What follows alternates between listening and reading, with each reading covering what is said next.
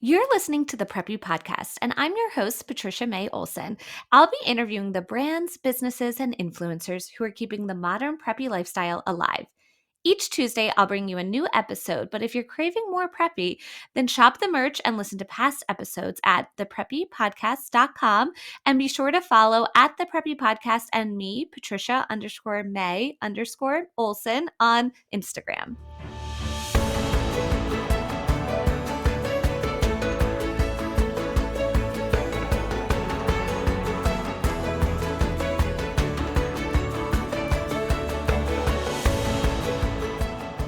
Welcome back to the Preppy Podcast. Thank you all so much for listening and being here today. As always, I have a fun episode. This week, I am chatting with Sheila. She is the founder of Canary Canvas. She makes these amazing products that are needlepointable. Say that 5 times fast. But seriously, you probably have seen her needlepoint clutch, her tissue boxes, her hats. Really, her products are just so great. Basically, they are built with a canvas attached to them or something that you can easily insert a canvas into. So you don't have to wait months, to send it off to a finisher.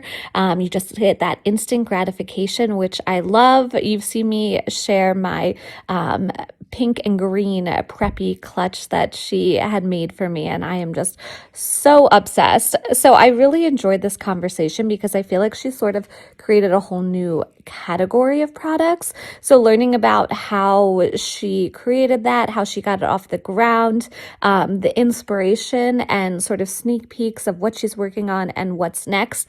And she honestly is just such a fun time. We laughed so much during this episode. We recorded it around Christmas time, a little bit before Christmas time. So we are wearing Christmas pajamas for the video recording. I was even working on needlepointing my clutch that I got from her. We just had the best chat ever. But before we get into that, just some little housekeeping updates around here.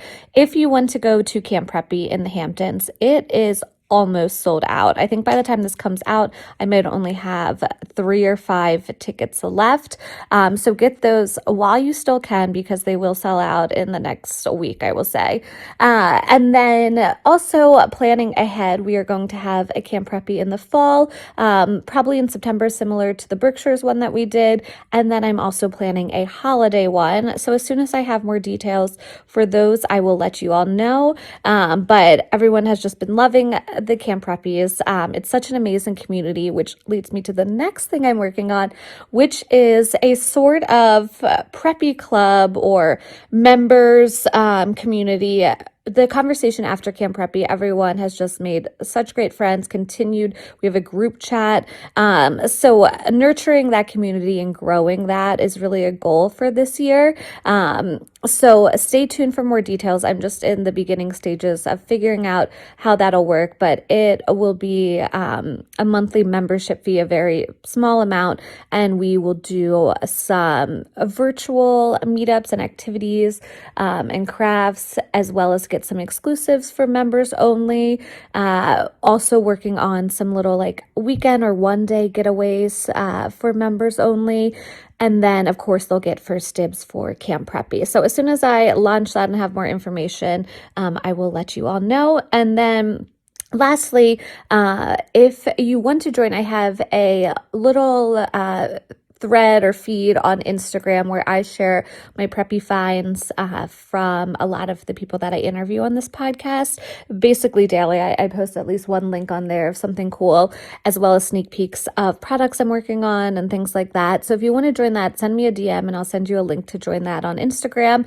And I also have a newsletter, I don't know if everyone knows, that comes out every Wednesday where I share 5 products that I'm loving for the week, 5 finds. I kind of give you a little blurb about what I'm up to that week for work or for the podcast, and just share some more information. So that's another way to stay in touch. And you can sign up for that on the pop-up on the Preppy Podcast or patriciamayolson.com.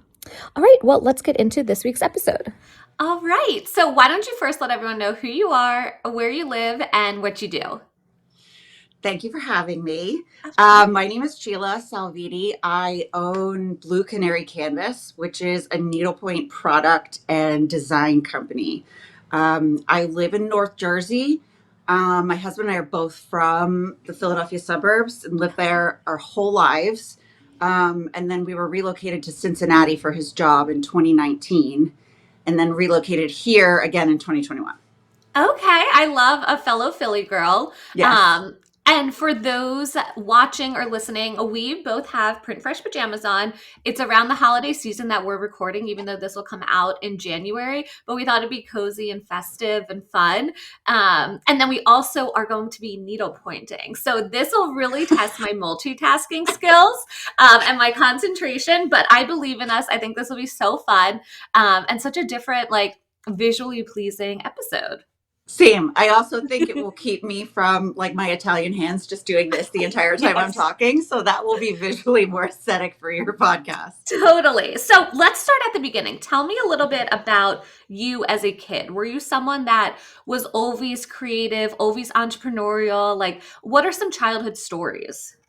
Okay, so yes, to answer in a short way, I never played with dolls. I never had a doll. I never played house. I was never like, I want to be the mom and give me all the baby dolls. I played business. As a kid, and I would have like my imaginary briefcase going to my imaginary important Mhm. job. And it was the 80s, so I'd take shoulder pads from my mom's sweaters and I'd shove them in like whatever top I was wearing or something like that. And that was Yeah. like that was my interactive play, like as a kid. Like I just always wanted to run my own business, have my own Uh-huh. business, be my own No, boss. I totally feel the same way. My grandmother laughs that I would always want to play Miss Marish, which was basically like me playing with an old phone and having people call and me boss them around and give them, jobs. So It's so I, good. yes, I get that. I always had that little bossy entrepreneurial spirit. So then when it came time for college, what did you end up studying or doing? Was it something in business or entrepreneurship, or did you go a completely different route? Completely different route. So I went to small schools my entire life, and then Okay. went to a small liberal arts school, Holy Cross in outside of Boston, Okay. and it was like a traditional liberal arts school. There's no business major or anything like that. I mean, the closest you could have to that is an econ major. Okay. So for a while, I did that just because I thought that's what I was supposed to do if I wanted to go into business. But my love and my passion in college and in high school was for the classics, like ancient Greek and Rome and Oh, Latin and Greek languages, cultures, religions, history, all that stuff. So that was my double major for a really long time. And okay. then I got sick of all the econ classes by like junior year. It's just like what, like I just didn't, there was no like real world application in my opinion. So I Mhm. dropped that to a minor, and I ended up, so my degree is in classics basically. Okay. So So cool. I ancient had no Greek and Rome, idea. ancient Greek and Latin, basically. So maybe someday we'll see like a canvas or something inspired by that from you. I actually got so much joy out of the new Thorne Alexander ones when she did Medusa. I Oh think that was yeah. Brooke, right? Yeah, maybe. I mean, there's really just no discernible path when that's your major, Yeah. unless you want to teach it or go to law school, which is really what I thought maybe I was going to do. Yep. And I just remember at the end of school being like, I am so sick of school. I can't imagine doing 4 more years of this. Mhm. I Yeah. couldn't wait to like go to work Go and out. get a job and buy my own car and like wear my blazers every day and like Yep. be businessy and like what an idiot. Like being a kid Yeah, is the now I'm like, can best. I go back to school or even preschool would be great, like nap 100%. time. Like it was So all just like a racket, wanting to grow up too fast. definitely. So then when you graduated, what was kind of your first career journey or career path leading up to owning your own business? Um, Well, funny story. I remember the first job I was offered. My husband and I still like occasionally click back into this because he and I started dating when I was in college and he was already out. So like the Uh-huh. first job I was offered was actually selling indoor lap pools, like Oh, those stationary like Yeah. I don't know, it's like a big tub and the Yeah. current goes and you're just swimming towards the current. Got it. And I was Yeah. like, there is not a chance on this earth that I would ever take this job. But that was like the first job I was offered. But then I took a job selling software sales, which is hilarious. As you know, that I just messaged you before this started. I have no laptop, no desktop. I run my entire business from my phone Oh my or gosh. default to the iPad if my phone died and I can't find my charger. Like I am the least techie person imaginable. And it was Yeah. just like, here's the script, book the appointments for the outside guys. And that's what I did, and that was my first job selling software, Oh my computer gosh. software. That is so funny. Speaking of when you're like, I don't have a desktop or a laptop. No, And that's impressive though that you can run your whole business from your phone and an iPad. Like I I have a friend who's a very important position with a consulting company that uh-huh. whenever I tell her that I do this, she just looks at me like, I have two heads. She's like, wait, what? That's It's how you, I'm very like, yeah, minimal this of is, you. I mean, old habits die hard. We'll fast forward, I guess, a little bit, but I was a social media manager for so long. I mean, Okay. you're not like out making content with your desktop. You know what I Yes. mean? So So that's tell me just what about I've that been. social media management then. Okay. Well, before that, my like career, the thing I thought I was going to do for my Mhm. entire life was, and I did for 13 years in Philly, was I sold residential real estate. That was like Okay. that was my thing. I Mhm. was 26 when I got my license. And this was like way before Selling Sunset and $1 Million Listing. And like nobody even knew what HGTV was. Like it was extremely uncool to be 26 years old and want to sell houses to people. Yeah. Like nobody did that. Everybody that I worked with was a 60-year-old Old. man or a woman who'd been doing it like on the side or forever and had a Mhm. 20-year-old headshot. I mean, it was like me and a bunch of 50 and 60-year-olds. That's hilarious. So I actually, this is funny when I think back on it. I would get to an open house and someone would be like, "Oh gosh, I just pictured you differently from when we talked on the phone." I was like, "What do you mean?" She's like, "I just thought you were so much older." And I was like, "Oh, I'm 45. I just use really good face cream." So I like always had on a blazer. I always had on like what I thought was older looking clothes Mhm. to appear or compensate for the fact that I was so young compared to my competition, right? Yeah. No, that makes And it worked total in my sense. favor eventually because like not surprisingly, don't like to do anything like anybody else does it. So I was like the first person who hired a photographer to shoot my listings. So I was like, I Mhm. can't do this. We have Blackberries. Like I'm like, we didn't even have iPhones back then, right? Yeah. So I hired a photographer and my brokers were like, that is a gigantic waste of money. And I was like, no, it's not. Like, look how good my pictures look. I don't care. Yeah. And then You're I gonna was sell like, houses. yeah, exactly. I was the first person that I knew that was using social media. Like I actually had a social media account called, oh man, should I even say it? I don't even, I know I deleted it, but I don't know if you could like go deep dive and find it, but it was called Sheila Sells Houses. Wait, So I love yeah, that.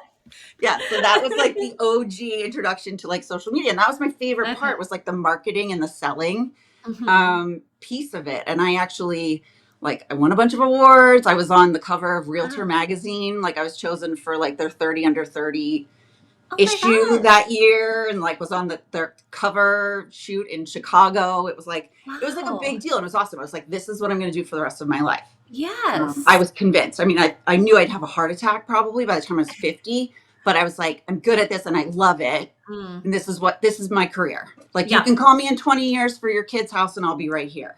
Yeah. So But what changed then? Yeah, tell me about what we ended up we changing. moved. We Okay. moved. So my kids were little, and so in 2019, my son was 4 and my daughter was 7 Okay. when we moved to Cincinnati for my husband's job. So this was July of 2019.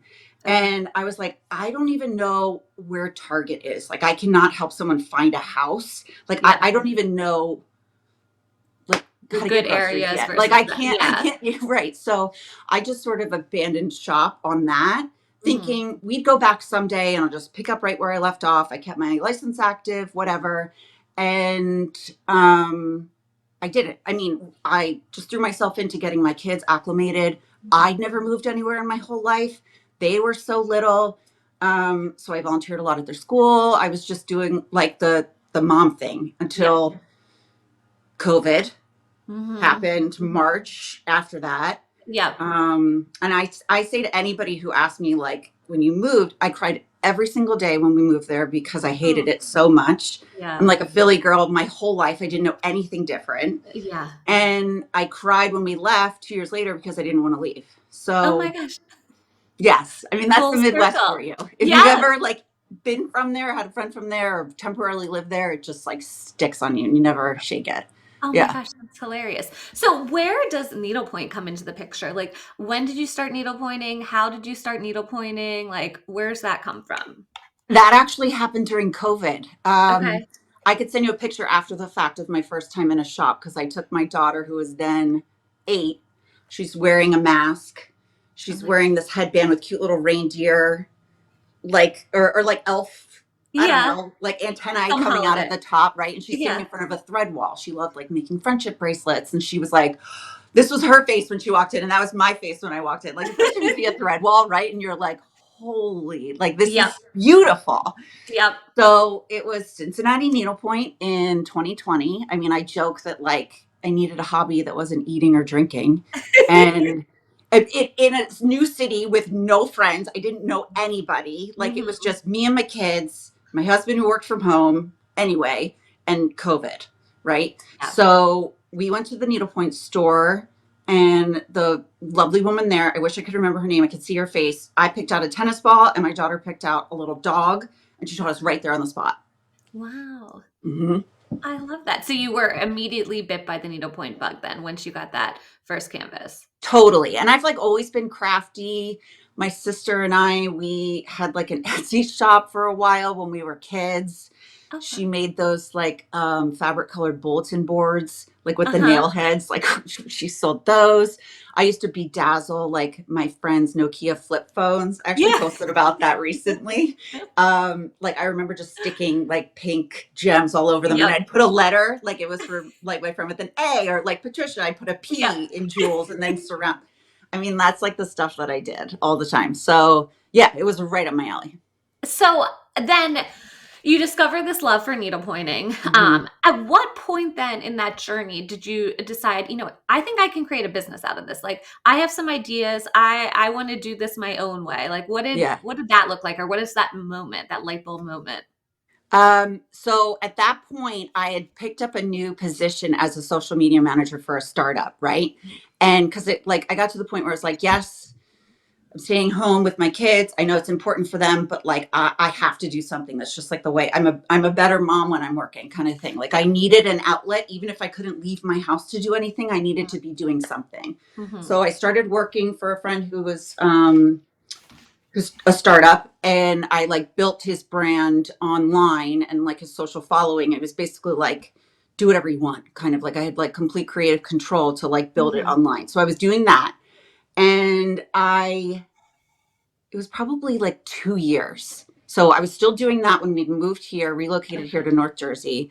And at that point, your job as a social media manager, you are on socials all day, every day. Mm-hmm. That's all you're looking at. And Mm-hmm. it essentially like broke my brain. Like it short circuited me to a point where like I knew I couldn't do it anymore. And I went cold turkey. I was like, I don't want to do this anymore. I'm on this too much. I know it's bad for me. Mm-hmm. Um, and I deleted every account Wow.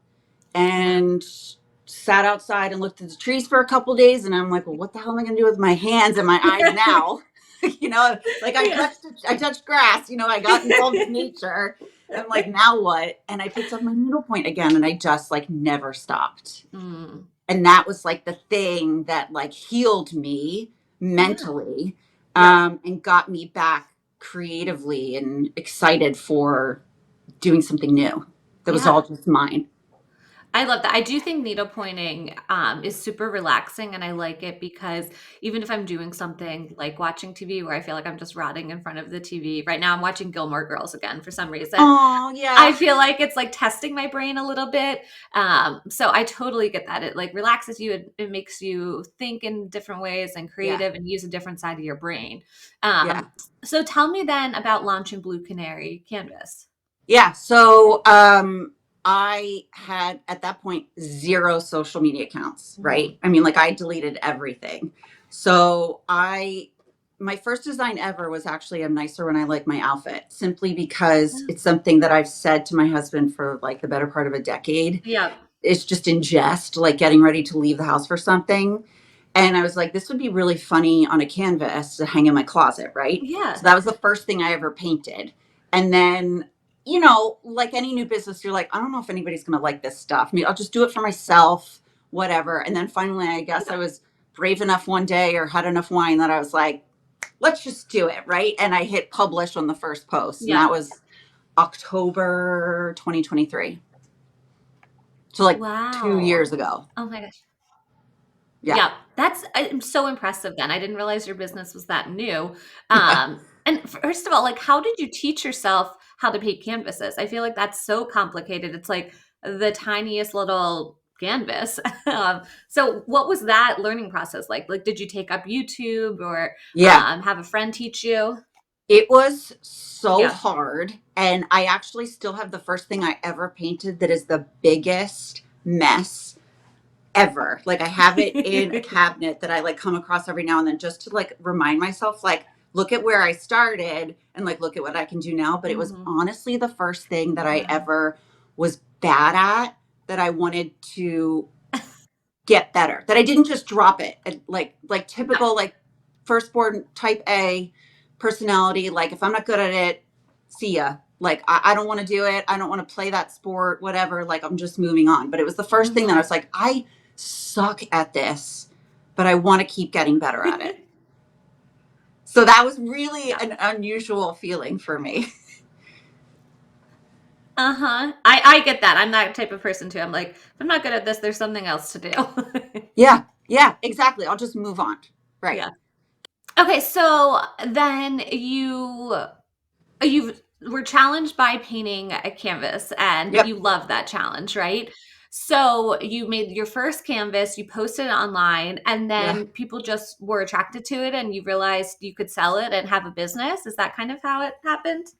Yeah. So, well, I kind of like, I mean, nobody knew who I was or what I was or what I was even Yeah. selling anything. And I had gone to a few shops before that in the summer and like showed them what I wanted to do. Like I was building this whole kind of like bespoke needlepoint like Mm-hmm. suite where here's the phrase, choose your color, I'll paint it and then ship it to the store. Like that was my like new take on delivering needlepoint canvases to a store, and nobody was interested.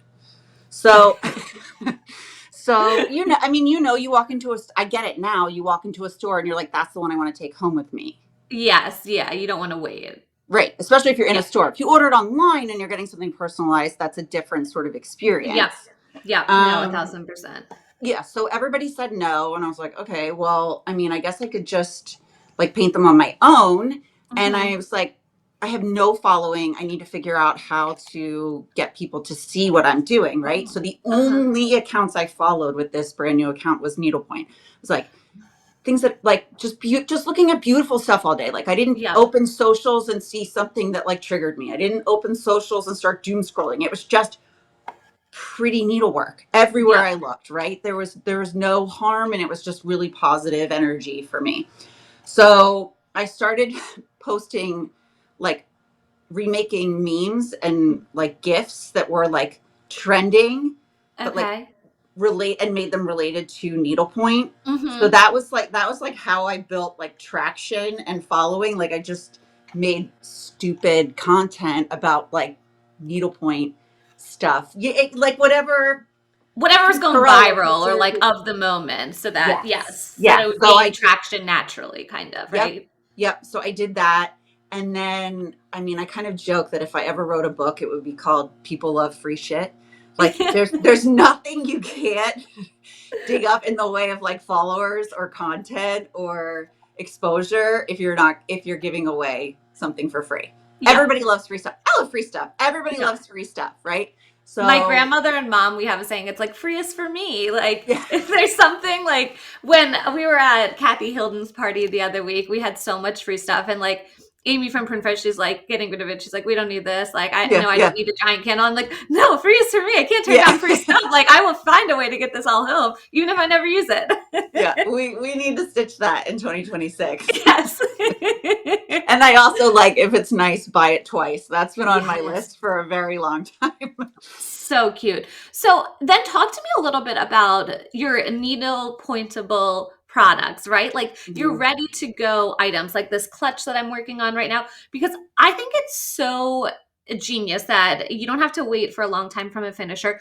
But also, I'm someone, I started needle pointing like maybe 2 years ago, Yeah, but I'm not super crazy needle pointer. Like I have some friends and I know people that are like so strict or like they are doing a million canvases and finishing them. yeah. I just sent off my first thing to get finished, and it was to a friend that I know through Camp Preppy because I was like, I trust you, and like it's just an overwhelming process and like intimidating. So I love this because it takes that away, right?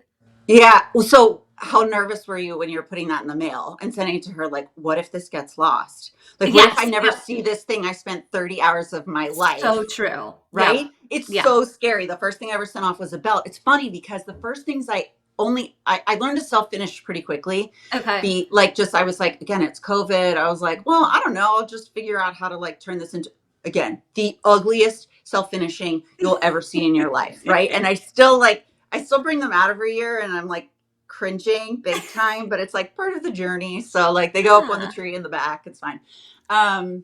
But all the things I sent out first were belts for my husband and my Mm. son. And you can get a belt back in 4 weeks, like Oh, wow. maybe Yes. max. There are some Yes. people that'll turn around about, not during the holidays, Yeah. 2 weeks, 3 weeks. Yes. It is Wow. like lightning, right? Wow. Yeah. So I couldn't understand why, like, I was starting to see all this chatter of people be like, oh my God, they've had my ornaments for 6 months or 9 months or 12 months. And Yeah. I'm like, what is everybody talking about? Like, why are you waiting that long? Like, I couldn't Hmm. understand. I didn't understand that there was a process to these like goddesses who do this expert finishing. And it really does take so much time. And I Yeah. get it. And I pay for it left and right. But I Hmm. also was like really impatient. I'm Hmm. like an impatient stitcher, right? Which is Yes. funny because there's no way to expedite it other than doing like a fast satin stitch, right? Like that I'm doing on his hair right now. Uh-huh. You just have to sit there and go with it. But like once I'm done, I'm like, well, I'm not going to wait 9 months to get this nutcracker back. That's insane. So I was like, why isn't there anything that starts with a beautiful end product Hmm. and then you work backwards? And so instead of starting with a canvas that you stitch and then you turn it into something, why can't the thing you turn it into already exist and you just add in your stitching, right? Like that was Yeah. what I couldn't understand didn't exist. And I looked at, and I knew there was self-finishing stuff. Sure. Like Hmm. you can stick your canvas on a bag or, I don't know, on a tray or a luggage tag. Yeah. But I had friends who were still sending that out to a finisher to do that for them because Mm. they wanted it to be perfect. And I'm like, guys, that defeats the purpose of what we're doing here. And Yes. then I had Yeah. another friend who would wait 9 months and get a bag back that she spent like $600 on. And I was like, Yes. if I'm going to spend $600 on a bag, I It better be love what you did designer. here, but it's not going to be leather with a Yeah. tassel and my needlepoint in the front. Like that's just not me, you know? Yes. Yeah. And I love those so much. I just like, again, super impatient. I didn't want Yeah. to wait for that. So with the hats, it was like, I remember I didn't want to do a bag, right? At first, I was like, Mhm. there's so many bags out there. There's so many self-finishing things that like already exist. And I remember sitting for so long, like there has to be something else that I can create with an end product. Yeah. And I was cleaning my coat closet and I saw like all these straw hats and I took them out and the ones that were like flat on the top, I was like, huh, that's interesting. Like, why couldn't I just build a canvas into that, right? Yeah. Like it's round and my business at that point was just so many monograms, right? It was Mm. like that's what I did. I did like custom stuff. That's kind of like how I felt like I separated myself from other people. Okay. You wanted a monogram round. There weren't many options to order that 2 years ago, Yep. right? Tell me you want like a pretty pea in a round that you can stitch and turn into an ornament. Hmm. So I was already doing that and I was like, wait, my rounds fit perfectly in here. So that was kind of like how the hat started. Wow. Okay. So tell me about then, The manufacturing process, I talk about this so much on the podcast because I find Mm-hmm. it so fascinating. And Mm-hmm. it's such a long process that I don't think people realize, and almost like gate kept in a way. Yeah. So what was that process like? Were you just going on Google? Did you, I've heard some people like look at the back of some of their favorite products and like try to figure out who made it, or some people looking at import, like files of what's getting imported into the US. Like, Oh, how did wow. you find? Yeah, some I people wouldn't like, even know the first way to do something like that, if I'm being honest. Um, yeah, such an interesting question because, like, where do you, I don't know how to make a hat. Like, I don't even know how to sew, Patricia. Like, I can't, like, if I'm finishing an ornament, we're doing all glue. And if I can, I'm buying the cording. Like, I suck at making cording. So I don't know how to make a hat, but I know how to find people that know what I'm looking to do. So I messaged a woman who literally monogrammed my kids like baby clothes, right? She'd been like, she was an expert seamstress. She was like a retired teacher. She like fixed girls prom gowns for them, right? And she was did a lot of monogramming for like local boutique shops, right? And I've known her forever. I messaged her out of the clear blue. I probably haven't talked to her since, my son was 4 and needed something cute with his name on it for Christmas. And I was like, this is crazy. I have this idea.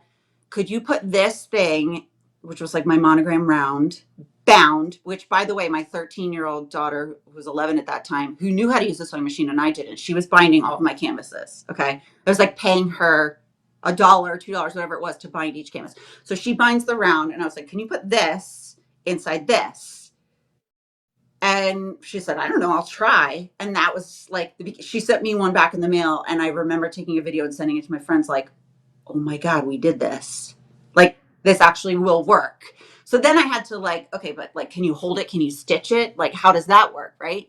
So I went through that whole process. I was like, this is happening. Like, this is working. What I wanted to say too, yeah. before that is whenever I have an idea, canvas product, the first thing I always do is Google the crap out of it.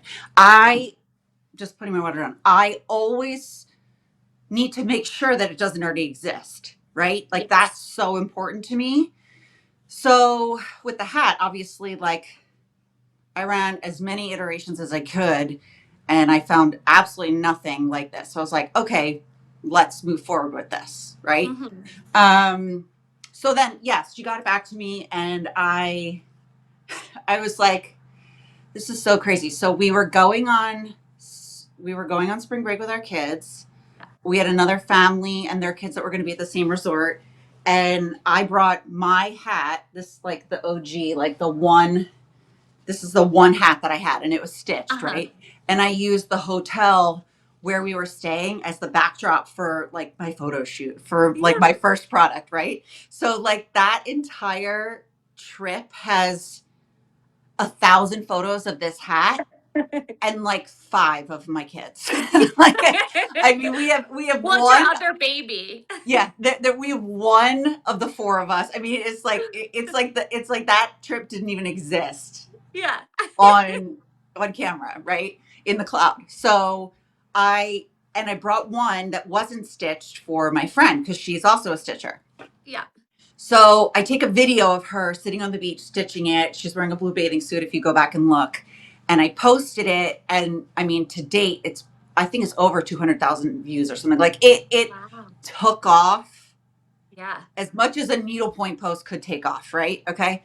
So then she's sitting at the pool and she's stitching this. And she had 5 people in the span of like 3 hours come up to her and be like, what is that? Like, how are you needlepointing that? Like, how are you needlepointing a hat right now? And I was like, okay, maybe this is a good idea. Because I thought it was a good idea and I thought it was cool, but I didn't know what anybody else was going to think. So we took away from that. I had one woman who was making a belt. I'll never forget. She was from Kentucky. She was stitching like a Wildcats belt or something like that. And she was like, take my information. If you sell these, like I want one. Like it was bizarre, right? Yes. Yeah. So I was like, all right, we're going to do this. So my first picture was like coming soon. And it was this like hanging off a cute blue suitcase. And it literally looks like I'm going to launch suitcases. Like you can't tell at all from the post that I'm about to sell you a hat, right? So I didn't have a website. I didn't have an order form. Like it was, here's this thing. I want to make it for you. If you want one, Let me DM know. me your email. Okay. I'll email you the instructions for ordering. And by the way, here's my Venmo to pay for it. Like that was day one of like launching the needlepoint hat.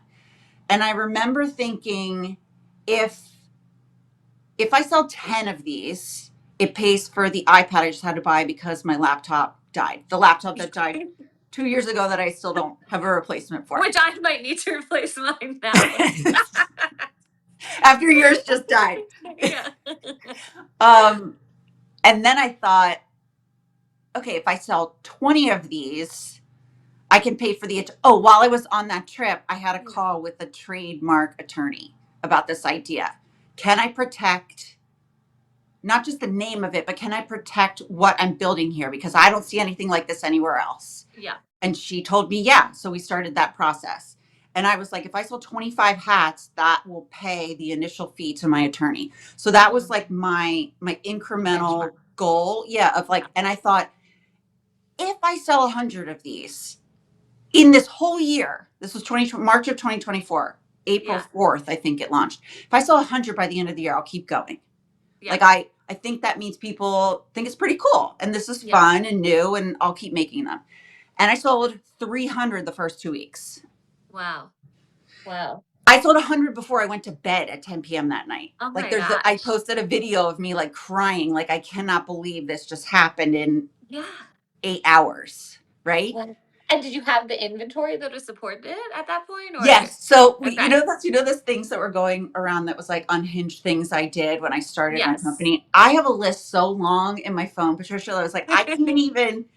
I don't think the song is long enough for me to share all this. I don't think people will go to the end of all the unhinged things I've done. So I am literally no expectation of this happening online. And this one particular hat I had found online and I had sourced it and ordered in bulk, but I didn't have enough. So I'm literally paying full price for this hat on the site as these orders are coming in so that I can fulfill the orders, right? Wow.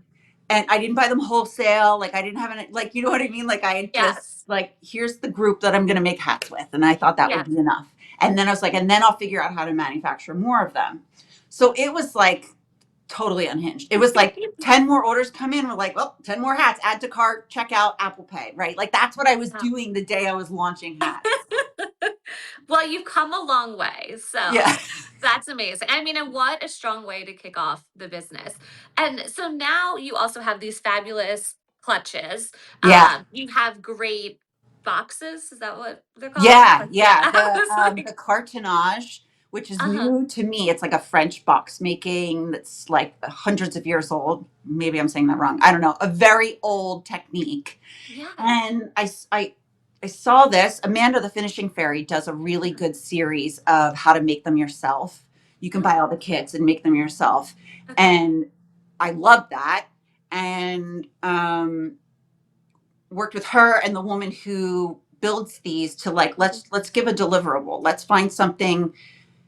There are going to be people who want the course and there are going to be people who want just the box already done and ready to go. Yeah. And when I did the bags, actually the bags was funny because one, I ordered 1,000 hats. Okay. Like at the beginning of the summer, thinking like, I need to bulk wholesale these things and get them here fast. Well, fast was like a joke because they were coming on a boat and then they had to go to the port of Newark. And I was like, what am I supposed to do? Like, they'll just call me and my husband and I show up at like the Newark Port Authority with a U-Haul and grab a crate of hats. Like, I have no idea what I'm doing. No idea. So then I hired a company that does import and export and got absolutely killed on fees to have him do that for me. And like one day I get a knock at the door and the guy's like, we're here with your delivery. I was like, what delivery? And he dropped a pallet of 1,000 hats in my driveway. Okay. Like I have a picture of that I posted at some point, but they didn't come till August. And Patricia, I sold 3 hats after Labor Day. Yeah. So I waited all summer for those and then nobody bought a hat. Well, And you'll I have was them do like, next year. yeah, well, no, and I Yeah. did, and I did, and Yeah. then we developed the 2.0. But I was like, okay, hats are not a sustainable product for like a Yes. year round. I don't live in Florida. Yeah. You know what I mean? Like what? Like Yeah. let's think of something else. And that's where Mhm. like the bag kind of came in, right? And I didn't want Okay. to do another self finishing bag because there's so many good ones that are already there. I was Yeah. like, why can't I was stitching something on stretcher bars, which I never ever do. I hate stretcher Mhm. bars. I'm like, you can see the lump that is my canvas over here that's like That's me. mangled and rolled up in my Yeah. hand. Like this is how I'm stitching, right? And I'm like, why don't we have a bag that like can open all the way flat and you stitch the front of it like just like you're holding stitcher bars, Yeah. right? So that was the original like prototype was the Okay. bag folds open and you flip it over and you're holding it like stretcher bars, like, and Mhm. it's the screws or the whatever the mount at the bottom is Yeah. just holding it together. Well, the company's like, sure, but like if you don't have a gusset on the side, all your crap's going to fall out every time you open your bag. And I was like, Yeah. I didn't think of that. So we added the gusset and we built the acrylic clutch tortoise. I love tortoise anything. That was like the first one we did. And then I posted that and shared that. And like, it takes a second for your hand to figure out that you're not like, it's not like a two-dimensional sort of like canvas, like a piece of Yes. canvas. And once you get going, it's just, I mean, you're just like flying, right? I Yeah. actually Yeah. do it as a two-handed method, which I'm not a Okay. two-handed stitcher. I have a friend who Okay. only stitches things two-handed, but she'll hold, like, I hold the clutch like one hand in and one hand out, and I'm feeding Okay. it back and Feeding forth. back and forth. Interesting. Okay. Yeah. Huh. Yeah, it's actually a lot easier than I thought it would be. I was very intimidated at first, and then I'm like, oh, this is super easy actually. Like once you get the hang of it, I love it. So tell me a little bit about then some products that we have to look forward to for 2026. Yeah. New colors of the boxes, they were a really big hit. Mhm. You just kind of never know, like predicting the mind of like a buyer or a stitcher, Yeah. like what people are going to love and what people are going to buy and what they're not going to buy. Yeah. The boxes were a huge hit. So we'll definitely do more versions of those. I'm stitching this one for a red velvet box that I'm gifting my mom Oh, for cute. Christmas because, of course, Maggie's nutcrackers are all perfectly sized to fit in there. And the Yeah. best thing about it is like when I'm done, you cut it, you Uh-huh. iron the interfacing on the back and it really stiffens it up and Uh-huh. just you just slide it right in. There's nothing else to do, Yeah. which is my What kind of are project. people using the boxes for? Right now I have a blue one in my Uh-huh. family room holding remote controls Oh, nice. with a Okay. big S on the front. That looks really pretty, the light blue. And then I initially designed it as a Christmas card box. And Yeah. I launched it in Labor Day because or like right after Labor Day. And I know that was like insane. And I think a lot of people were probably like, whoa, like it's Yeah. September. I was just at the beach. But there's like order time and processing. So I think a lot of people are really happy that they bought it in September, and a lot of people are really mad that they didn't buy it in Didn't. September because now I don't have any more. Yeah. Yeah. So we'll do new colors of that. Something Okay. for 2 years I've been wanting to do, which is kids' belts. I've made 3 belts for my son at this point that I just designed myself that are 13 mesh because it's literally all I am capable of stitching and all I can see.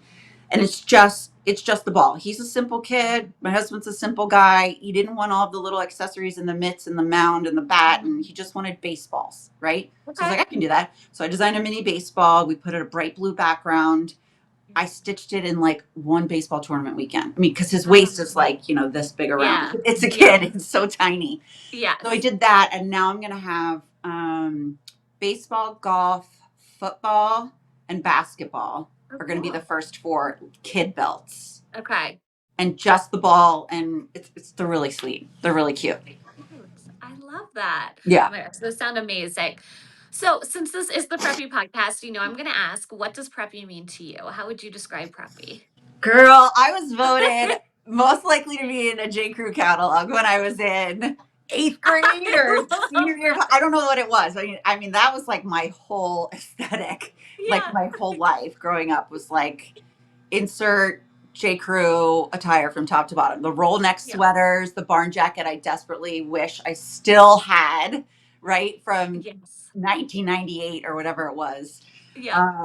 I feel like that's just been my vibe until I knew that there was another vibe I could incorporate with it. Does that make sense? Yes. Yep. Like when you buy we bought our first house, it was 2007. I didn't know you could get furniture from anywhere other than Pottery Barn. Like where else were you supposed to look for furniture? I'd never even Yes. heard of another furniture store kind of thing. Yes. Yeah. So the J. Crew catalog was my mecca. Like, I couldn't wait for it to come in. I couldn't wait to look at the pictures. I couldn't fold over. I miss catalogs. I really do. I yes. miss Yep. magazines.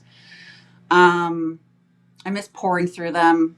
Mm-hmm. Mm-hmm. Yeah. No, I hear you. No, that's so funny. Well, I was going to say, I love on your social media, obviously, in addition to posting your products, you're always posting some of your like random finds. And I love you posted a pair of Veronica Beard boots that were on super sale, and I Oh got yeah. them, and they are like my favorite. I wear them to death, and they are just so Same. good. And we got them for like $99. They're Yes. $500 boots. Yes. Yep. Okay. So I love shopping. And the only thing I love more than shopping is shopping when it's on sale, right? So Yeah. um I love being able to share that with people, and I know that there's like influencer platform. I listened to all of that with Jamie Mears when you had your call with her, actually. And Yep. what she said, what she was like, she'd go to her desk at work and she'd open up all of her blogs, like I Suwani, or I don't know if Yes. I'm Yeah. saying that right. Yeah. Her, Elements of Style, Jenny Commenda, Cup of Joe. Like there was a list that I Yep. had before I would even open my work email to like check what was going on for my actual real estate job. It Yep. was, what did those girls post yesterday or this morning that I can read, right? Like Yeah. I poured over that stuff. Yeah. So I forgot what you just asked me. No, it was more like a comment. I was just like, I love how you also Oh, incorporate into your okay. So posts. Yeah. I think I've now at this point, my brain is hardwired to look at something and figure out if it's needlepointable is like a word I use in my head, right? Mhm. Can I add needlepoint to it? You know, like when I look at the hat, it's like, can I add something stitchable to that? Yep. Or can I just put my stitches right on it? So like, for instance, the Target table that Yeah. went ham this year, like Yeah. every shop has a Target table. I sold, like, if I go back in my analytics of shop, my sold like 250 that I know of Wow. Yeah. Target tables. Okay. Yes. Cause I was looking at this thing and I was like, that would be so cool. There's a lip. Why don't we just Uh-huh. put a topper on there? Because Yeah. it's so expensive to go make something custom like that. Here's Mhm. this cute little rattan table. You know, I love rattan anything. And Yeah. same with like those Abercrombie shoes. I was like, why can't I just put my lobster right on it? Yeah, it was a pain in the ass to get the needle through because it's like a shoe, but like you can do it. And I'm Yeah. just always looking for, I almost did this whole post and it just got away from me. It was like the last minute stitcher's guide to like ordering needlepoint stuff. And it was like, take, I had these beautiful like stockings with like a velvet front. I was gonna like, you know, here's your monogram and you can just add it like with waist canvas or whatever, stitch it right Yeah. over. Or here's these stocking holders in a picture frame. Put your needlepoint in the picture frame. And that's where the origins of the monogram ornament kit came from that I Uh-huh. did. The red embroidered flowers and then the marble paper ones. I Uh-huh. was like, this is a picture frame, but why aren't we putting our needlepoint in it? Yes. Yeah. Like I couldn't understand why we aren't doing that. Like, why are we just using it for photos, right? Like I Yes. see that thing and I'm like, so easy. Let's just Yeah. make it, iron on the interfacing, Mhm. stiffen it up and pop it right in and you're done. You can't get if you tried in October to find someone to make you an ornament, it's not happening. So we're Yes. 2 weeks out from Christmas and you can deliver a needle pointed ornament to somebody like Yeah. in 2 hours. You're so good at that. I feel like your brain just works and like you can see things differently, and I, it's I so and good. I know and I just I don't even know how to explain it. It's just like I can't help it. Everything I Yeah. look at, I'm like, how do I apply needlepoint to this thing? How do I make it needle pointable? I Yes. can't unsee it. I don't know how to explain it. So for people listening, any lasting words of advice, like any tip if someone wanted to get started, on their own business, or Mhm. maybe someone, always wanted to try needlepoint but is intimidated to, like any just lasting Yeah. advice? So I kind of feel like my theme, if you will, is that not everything you needlepoint has to be an heirloom. I say that all the time. I think when you think of needlepoint, you think of your grandmother making these incredible stockings or like Christmas tree skirts or some big massive project. Like that's super intimidating. Like I would see that stuff when I was starting and be like, oh, that's needlepoint. Like I don't want to do that. Yeah. So like it's okay to stitch a clutch that says Preppy and use it for one holiday season. Yeah. You know what I mean? Like it's Yeah. okay. Like let's do fun stuff with this. Like my kid is not going to wear this when she's like my daughter's 13. She doesn't even want to go near this, let alone wear it someday. I'm not leaving that to her in my will, right? So let's just have more fun with it. It doesn't always have to be an heirloom. And believe me, like my Griswold pillow to me will be an heirloom. Like if, you know, if I find this in a yard sale after I die, I will haunt you. Like I will literally give those to my best friends before I would let them, like my kids know better at this point. Yes. But, and there's a time and a place for every heirloom, right? I actually just bought myself a stocking. I said I would never, ever, ever stitch a stocking until I have grandkids. Yeah. It probably won't even be done until I have a grandchild and my oldest daughter's 13. But like it doesn't always have to be an heirloom. You can have fun with it. Like I love straw hats. I probably buy 1 or 2 straw hats every single year. I mean, you saw my Lorna Murray phase this summer. I freaking love hats. Any kind of hat. I love a hat. So just have fun with it. And don't be afraid. Like you're going to mess up. You're going to paint your first canvas and it's going to look like a toddler spilled a bottle of paint all over it. And it's going to suck. Who cares? Your first needlepoint you stitch is going to be hideous. You're not going to know what you're doing. You're not going to know how to bury your thread. I still don't know. The backs of my canvases are a disaster. Yeah. And I don't care. You know, who cares? That's how I feel about it. Yeah. And it's for you. If it's bringing you joy, whether the process of doing it or the finished product brings you joy, then it doesn't matter like how perfect it is or anything like that. Yeah. Yeah. Agreed. Yeah. That's and just do it. Like rip off the Band-Aid and hit publish on your first post. Like who cares? You're doing this for you. Who cares what people are gonna be like, oh, look at her. She thinks she's an influencer selling me Veronica Beard boots. No, I don't. I just think these boots are awesome and they're so cheap. Like you should have these boots that I love to wear. You know what I mean? Like just do it. It's like the cultures just make everything so hard and like feel like everything has to be perfect. And I'm just too old for everything to be perfect before I post it anymore. Like who has time for that, you know? Just have fun. Just do it. 1,000%. Just do it. Just have fun. Well, Sheila, this was the best time talking with you. Thank you. Thoroughly enjoyed our chat and hanging out with you. And I just love what you're doing and what you're all about. So thank you so much. And I love my Print Fresh PJs. And we should give a shout out to them because today is my 12 days of giveaways. Yes. This will be aired later, but this was on day 9. Print Fresh were amazing to donate a pair to Self-Care Day. So thank you to Print Fresh.